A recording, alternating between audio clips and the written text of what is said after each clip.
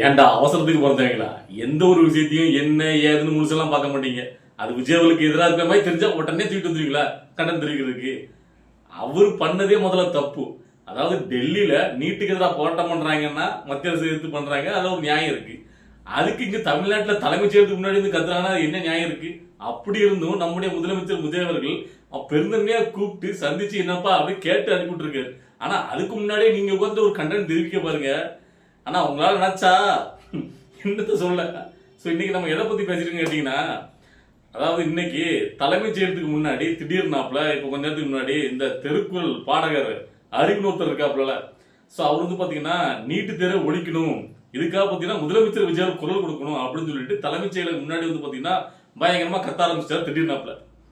இப்படி கத்த ஆரம்பிச்சா அதுக்காக அங்க இருக்கிற பாதுகாவலர் எல்லாம் பார்த்துட்டு ஓகே நல்லா கத்தாரு, இன்னும் கூட கொஞ்சம் கத்துங்க, நல்லா கத்துங்க, கூட வேணா 2 பேரும் சேர்த்துக்கிட்டு கத்துங்க அப்படின்னு எல்லாரும் பாத்தீங்கன்னா அனுமதி கொடுத்துட்டு இருப்பாங்களா? உடனே அவரை அப்புறப்படுத்தலாம் பார்ப்பாங்க. அவரை அங்கிருந்து அப்புறப்படுத்திட்டாங்க. ஓகேவா? உடனே அதுக்குள்ள பாத்தீங்கன்னா அவரை கைது பண்ணிட்டாங்க. ஆனா இது வந்து பாத்தீங்கன்னா அவங்க அதாவது எப்படி வந்து பாத்தீங்கன்னா பாஜக வந்து பாத்தீங்கன்னா டெல்லியில போராடுறாங்களோ அடக்குமுறை பண்ணி அவங்களுடைய குரல் நெருக்கிதோ அதே மாதிரிதான் இங்கேயும் பண்றாங்க. அப்படி எப்படின்னு அவ்வளோ பேர் விட்டாங்க. யாரு? திமுகவுடைய துணைத் தலைவர் கூடிய உதயநிதி ஸ்டாலின்ல இருந்து கனிமொழி மேடத்துல இருந்து ஒட்டுமொத்தமா திமுக குரூப், அப்புறம் பாத்தீங்கன்னா இந்த அல்லக்கை நாத்து மகிழ்ச்சியில குரூப் எல்லாம் ஒட்டுமொத்தம் வந்து பாத்தீங்கன்னா மொய் வைக்க ஆரம்பிச்சிட்டு ட்விட்டர்ல. அதாவது கண்டனமா, அதாவது திருக்குறள் அறிவு வந்து பாத்தீங்கன்னா பாடகர் கைது பண்ணிட்டாங்க அப்படி. ஆனா ஆக்சுவலா நடந்து என்ன கேட்டீங்கன்னா, காவல்துறையில அவரை அப்புறப்படுத்தி கொண்டு போறாங்கல்ல, அந்த விஷயம் கொஞ்ச நேரத்திலேயே முதலமைச்சர் விஜய் அவர்களுக்கு தெரிவிச்சிருக்காங்க. ஏன்னா இங்க வெளியே நடந்த விஷயம் அவர் தெரியாதுல்ல. உடனே அவரு நம்ம பயலாச்சுலப்பா அவனை கூப்பிட்டாங்கப்பா என்ன நம்ம பேச சொல்லி கூப்பிட்டு பேசிட்டு சந்திச்சுட்டு சரிப்பா அப்படின்னு சொல்லிட்டு என்ன விவரம் எதுக்காக நீ வந்து கத்துன அப்படின்னு கேட்டுட்டு அதுக்கப்புறம் வருஷ நேரம் வந்து பாத்தீங்கன்னா அந்த பாடகர் அறிவு வந்து பாத்தீங்கன்னா காரில் சரிப்பா வெளியே வந்து அனுப்பி தலைமைச்சர் வந்து வெளியே வந்து நம்ம தம்பி தாப்பா ஒடுங்கப்பான்னு சொல்லி அனுப்பிட்டு இருக்காங்க. ஸோ இதுதான் உண்மையிலே நடந்த சம்பவம். அந்த அறிவு வந்து பாத்தீங்கன்னா யாரும் கைதுலாம் பண்ணல. ஆனா அதுக்குள்ளே ஓடி வந்து ஒரு கண்டனத்தை தெரிவிச்சாரு பாருங்க. எனக்கு அதை நினைக்கும் போதா, அதாவது என்னன்னு கேட்டீங்கன்னா எதை கிடைச்சிடாதா அதை வச்சுட்டு மக்களிடையே ஒரு நெகட்டிவிட்டியை பரப்பிடணும். விஜய் அவர் ஆட்சியில அடக்குமுறை பாருங்க, அப்படியே பாஜக மாதிரி அப்படி இப்படின்னு உருட்டுறதுக்கு தயாரா இருக்காங்க, எங்க கிடைச்சிடாதா அப்படின்ட்டு. ஸோ ஆனா அவங்களுக்கு மூஞ்சில கரிய பூசுற மாதிரி அமைஞ்சு போயிட்டு இந்த சம்பவம். ஸோ அப்ப நம்ம உண்மையை நம்ம தானே சொல்லணும். அதான் இன்னைக்கு வந்திருக்கேன். இதுக்கப்புறமா இன்னும் சில விஷயங்களை பேச வேண்டியிருக்கு இன்னைக்கு. முக்கியமா என்ன கேட்டீங்கன்னா, இப்ப இங்க ஒருத்தர் மாட்டிக்கினாரு ஒருத்தர் அப்படிங்கிற மாதிரி அந்த மார்க்கண்டேயன் பாத்தீங்கன்னா வாயை கொடுத்து புண்ணாக்கி இப்ப ஜெயில இருக்காரு. எங்க ஜெயில இருக்காரு? பாளையங்கோடு ஜெயில இருக்காரு. ஓகேவா?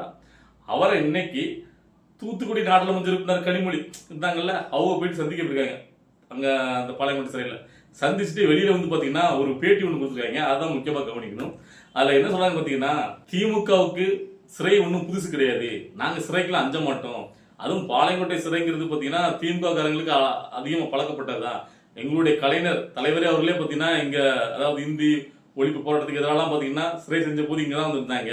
சோ அதனால இதுக்கெல்லாம் நாங்க அஞ்ச மாட்டோம், இது வந்து எங்களுக்கு பெருமை தான், அதாவது மார்க்கண்டேயனுக்கு இது பெருமை தான். நான் கேட்கிறேன் என்ன பெருமை? அதாவது கலைஞர் அவர் ஏதோ ஒரு போராட்டம் பண்ணிட்டு உள்ள வந்தாருன்னா அது எதுக்காக போராட்டம் பண்ணிட்டு எதுக்காக என்ன காரணத்துக்காக வந்தாருன்னு நம்மளுக்கு அப்ப தெரியாது. சரி நீங்க சொல்றீங்க ரைட், இருந்துட்டு போட்டு.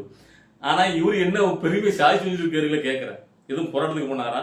இல்ல மக்கள் போராட்டத்துல கலந்துக்கிட்டு அதுக்காக பாத்தீங்கன்னா ஆளுங்கட்சி அவரை வந்து அடக்குமுறை பண்ணி கொண்டு ஜெயில அடைச்சிருக்கா? கேவலம். ஒரு பொது மேடையில ஒரு முதலமைச்சரை பாரு அநாகரிகமா ஒரு மேல விமர்சனம் பண்ணிட்டு வந்திருக்காரு. இது என்னமா பெருமை இல்ல கேட்கிறேன். மேய்க்கிறது எருமை, அதுல என்ன பெருமைங்கிற மாதிரி இது ஒரு உங்களுக்கு பெருமையா? ஏதோ வந்து போராட்டத்துக்கு அஞ்ச மாட்டோம், நாங்க வந்து இதுக்கெல்லாம் அஞ்ச மாட்டோம், சிறைக்கு அஞ்ச மாட்டோம் அப்படின்னு வீரவசனமா பேசுறீங்க. அப்படி ஒண்ணும் அந்த அளவுக்கு பாத்தீங்கன்னா ஒரு பெரிய ஒரு அரிய சாதனை ஒன்றும் அந்த ஆள் பண்ணலையே. உங்க கட்சிக்காரங்கனால என்ன வேணா முட்டு கொடுப்பீங்களா? இல்ல நான் கேட்கிறேன். அவங்களும் இதே தான் தூக்கிட்டு வராங்க அந்த பிரஸ் மீட்ல அடுத்தாப்புல. அதான் பாத்தீங்கன்னா டெல்லியில ஜந்தர் மந்தர் பகுதியில பாத்தீங்கன்னா பாஜகவை எதிர்த்து எப்படி வந்து பாத்தீங்கன்னா போராட்டம் பண்றாங்களோ அந்த மாணவர்கள் அவங்களே எப்படி அடிச்சு துரத்துறாங்களோ அதே மாதிரி இன்னைக்கு பாடகர் அறிவுங்கிறது பாத்தீங்கன்னா தலைமைச் செயலகத்துக்கு முன்னாடி வந்து பாத்தீங்கன்னா அவர் வந்து குரல் கொடுக்கும் போது நீட்டுக்கு குரல் கொடுக்கும் போது உடனே அவர் வந்து கைது பண்ணிருக்காங்க அப்படின்ட்டு. எல்லாரும் இப்படித்தான். அதாவது என்ன ஏது முழுசாவே கவனிக்காம உடனே வந்து முட்டு கொடுக்குறது. அதாவது நல்லா புரிஞ்சுக்கிடுங்க, அவங்களோட நோக்கம் என்னன்னு கேட்டீங்கன்னா, இப்போ கனிமொழி அவர் சொல்ல வருது என்ன கேட்டீங்கன்னா, பாஜக எப்படி செயல்படுதோ அதே மாதிரி தான் இவங்களும் செயல்படுறாங்க. அதாவது இவர் வந்து எங்கேயுமே பாஜக அப்படிங்கிற வார்த்தையை கூட எடுக்க பயன்படுறாரு, பாஜக எதிர்க்கவே மாட்டேங்காரு, ஏன்னா அவரை பார்த்து பயப்படுறாரு, அவங்க சொல்றதை கேட்டு ஆச்சரியப்படுறாரு அப்படின்ட்டு ஒரு நேரத்தை செட் பண்றாங்களா? இல்ல நான் கேட்கிறேன், முதலமைச்சர் விஜய் எதுக்கு பாஜக எதுக்கணும்? இல்ல நாங்க எதுக்கு நடுநாட்டுல சுடுகாட்டுக்கு போனுங்கிற மாதிரி அவரு எதுக்கு சம்பந்தம் இல்லாம பாஜக எதுக்குன்னு கேட்கிறேன். அவர் என்ன மத்தியில ஆண்டுட்டு இருக்காரு, அவர் ஆடுறது மாநிலத்துல எதிர்கட்சி யாரெல்லாம் இருக்காங்களோ அவங்க எதிர்த்து துவம்சம் பண்ணிட்டாரு. இன்னும் கொஞ்ச நாள் போச்சுன்னா அவரை எதிர்கட்சியா எல்லா கட்சியும் ஒன்னா சேர்ந்தாதான் முடியும். அந்த இடத்துல உட்காந்துட்டு இருக்காரு. தேவைப்படும் போது தேவைப்படுற நேரத்துல பாஜக எதிர்க்கும். ஓகேவா? நீங்க சொல்லும் போதெல்லாம் எதுக்குன்னு எங்களுக்கு என்ன அவசியம் இருக்கு? அவர் என்ன திமுக மாதிரியா பாசிதா பாஜகன்னா அந்த ஒன்றை வச்சு மட்டுமே, அதாவது அந்த மத அரசியலை மட்டுமே வச்சு பண்றதுக்கு பாஜக உள்ள வந்துடும் இருக்கிற எல்லாத்துக்கும் நீங்க பண்ணுவீங்க.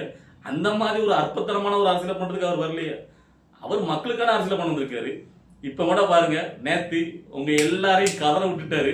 ஆனா எதுவுமே நடக்காத பத்தி மனசாச்சுமா கூலா கெத்தா வந்து பாத்தீங்கன்னா அவர் மக்கள் பணியை பார்க்க போயிட்டாரு. எத்தனை பேருக்கு தெரியும்?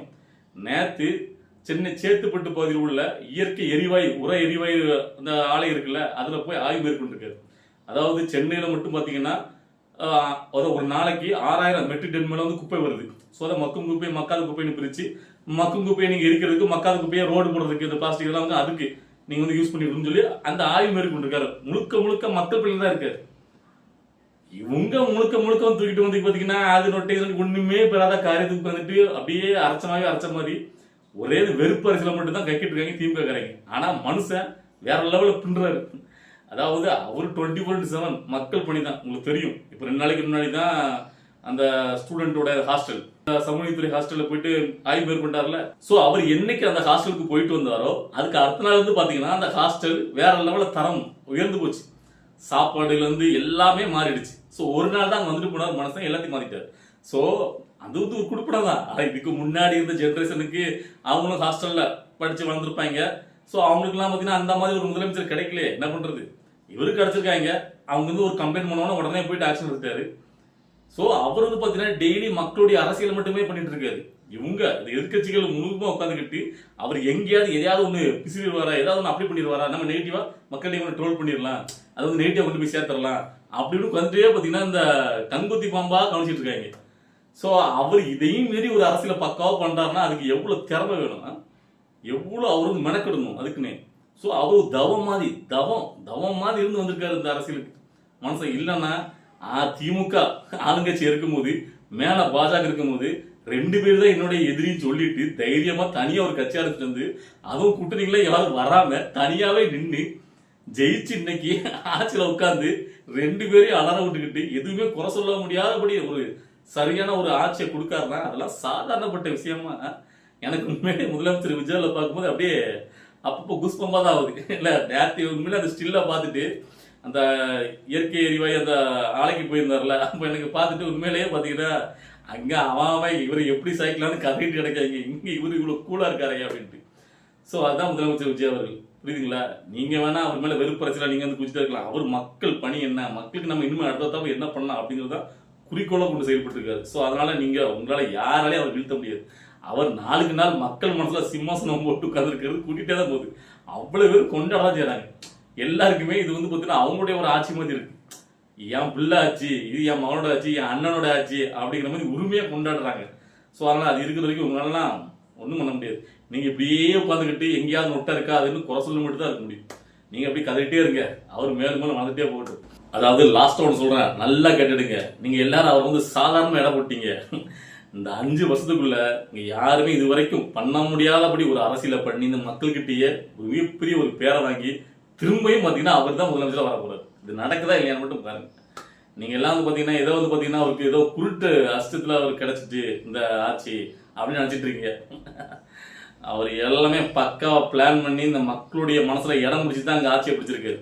சும்மாவும் மக்களை எல்லாரும் தூக்கி கொடுத்துட மாட்டாங்க எல்லாத்துக்கும். சோ தமிழ்நாட்டு மக்கள் அவ்வளவு ஈஸியெல்லாம் எல்லாருக்கும் எல்லாத்தையும் எடுத்த உடனே வந்த உடனே எப்படி கொடுத்துட மாட்டாங்க. அப்படி கொடுக்காங்கன்னா அவர் அந்த அளவுக்கு நேசிச்சுங்கன்னு அர்த்தம்.